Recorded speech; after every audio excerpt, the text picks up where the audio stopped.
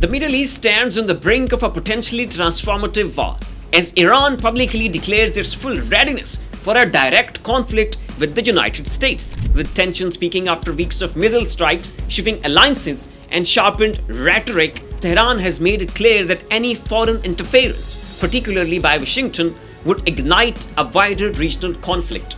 According to Al Jazeera, Iran's foreign ministry spokesperson Esmaeil Baghaei warned that American bases in the region could become targets if the US launches any military operation from Gulf soil. The Iranian leadership has conveyed its expectation that neighbor Arab countries must avoid becoming instruments of US military logistics or else face direct consequences.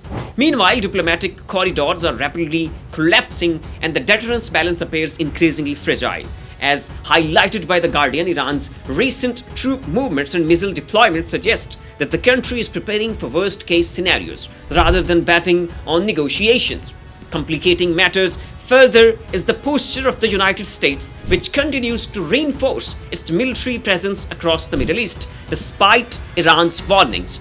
The Pentagon has deployed its aircraft carrier into the Persian Gulf alongside combat aircraft squadrons, while troops and bases across Bahrain, Qatar, and Iraq have reportedly been placed in high alert. The New York Times confirms, adding fuel to the fire. The President Donald Trump posted a series of contradictory messages on Truth Social, initially calling for diplomacy, only to later assert that Iran had failed to meet negotiations deadlines, and even insinuating that the supreme leader of Iran, Ayatollah Khamenei, was potentially US target.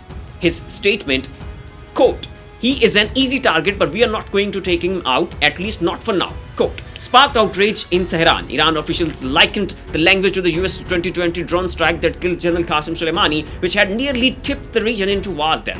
Israel, meanwhile, seems emboldened. Defense Minister Israel Katz issued a provocative statement declaring that a storm is passing over Tehran, suggesting that international pressure could destabilize the Iranian regime. Remarks seen by the Haaretz analyst as dangerously incendiary.